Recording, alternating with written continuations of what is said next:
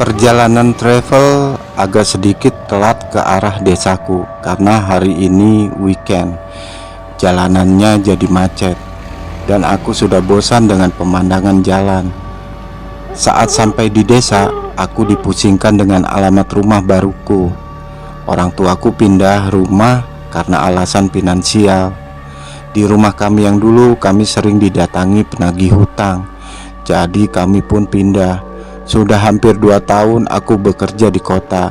Malam itu aku ke desa sekedar untuk mengunjungi orang tuaku dan rumah baru kami itu. Kulihat jam menunjukkan pukul 10 malam. Akhirnya aku memasuki areal perumahan dengan berjalan kaki.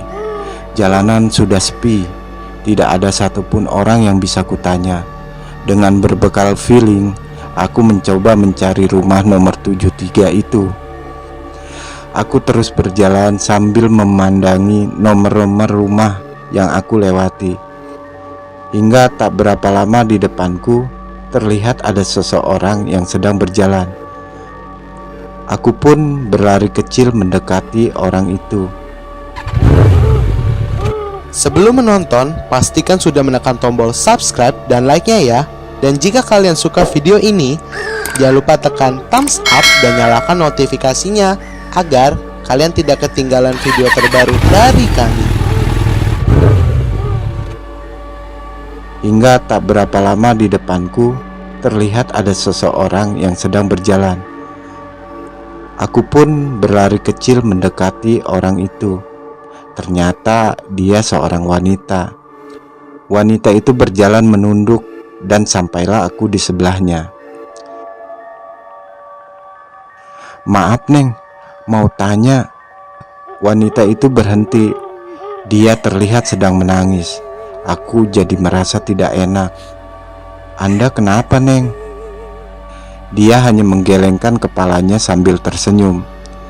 "Maaf Neng, mau tanya, kalau rumah nomor 73 tahu tidak? Di sebelah mana ya?" tanyaku. Wanita itu tiba-tiba menatap tajam ke arahku. Aku sedikit kaget. Aku mundur 1 langkah darinya. Dia menunjukkan arah dengan tangannya ke sebuah rumah yang jaraknya tidak begitu jauh dari tempat kami berdiri.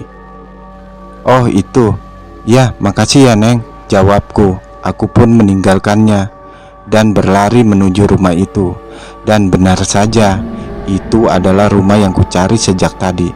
Begitu sampai, aku disambut hangat oleh kedua orang tuaku. Saat melepas rindu, kami pun mengobrol hingga larut malam. Sekitar jam 2 subuh, kami pun menyudahi obrolan kami dan aku masuk ke kamarku. Kebetulan kamarku berada di bagian depan dan jika ku buka jendelanya akan langsung terlihat jalanan di komplek. Malam itu entah kenapa aku tidak bisa tidur. Aku merasa sangat gerah. Aku beranjak menuju ke jendela. Aku membukanya agar ada sedikit angin yang masuk. Dan di depan pagar rumahku tampak berdiri seorang wanita. Dia hanya berdiri sambil menundukkan kepalanya. Setelah aku perhatikan, ternyata itu wanita yang aku temui di jalan tadi. Akhirnya aku tidak jadi membuka jendela kamarku itu, namun bergegas kembali ke tempat tidurku. Aku tidak memikirkannya dan mencoba untuk tidur.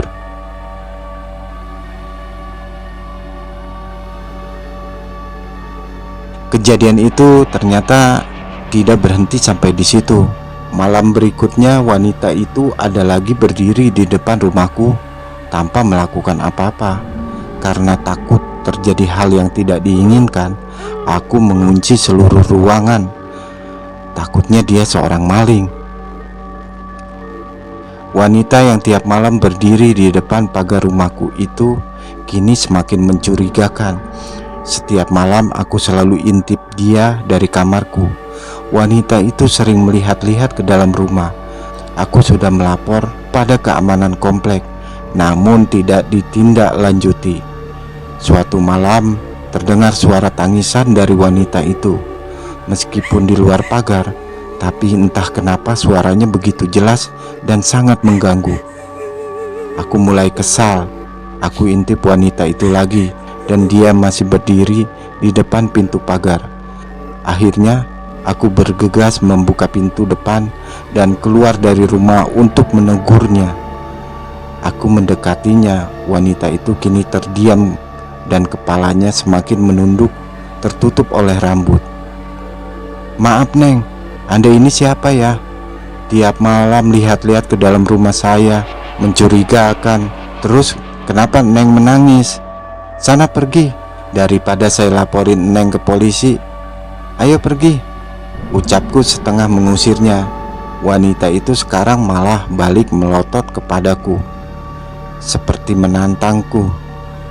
"Apa-apaan Neng melototin saya? Kenapa melihat saya seperti itu?" bentakku kepada wanita itu. Aku kemudian berteriak untuk membangunkan kedua orang tuaku. Terlihat mereka keluar dari pintu depan dan aku langsung bilang kepada mereka, "Pak, ini orang tiap malam sering lihat-lihat rumah kita. Telepon polisi Pak," ucapku kepada ayahku. Ayahku mengerutkan keningnya. "Kamu bicara sama siapa nak?" tanya ayahku. Perlahan aku tengok sosok yang ada di depanku. Dia masih ada di depanku, tapi orang tuaku sepertinya tidak melihatnya. Wanita itu kini tersenyum dan matanya melotot tajam ke arahku. Tiba-tiba wanita itu melesat ke atas dan berubah menjadi asap putih sambil tertawa cekikikan. Badanku lemas seketika dan aku pun terjatuh. Esoknya aku terkena demam, badanku panas tinggi. Aku jadi trauma tidur di rumah. Setelah dengar cerita dari orang-orang sekitar komplek, wanita itu ternyata bernama Ayu. Dulu rumahku ini katanya adalah rumahnya. Suaminya meninggal karena sebuah insiden kecelakaan. Dia tidak terima suaminya pergi meninggalkannya. Oleh karena itu dia selalu menunggu suaminya pulang di depan rumahnya, sampai akhirnya dia bunuh diri. Setelah kejadian itu, aku tidak mau lagi menginap di rumah orang tuaku. Dan jika berkunjung ke sana, aku lebih baik tidak bermalam. Karena sampai saat ini wanita itu masih sering terlihat berdiri di depan rumahku itu.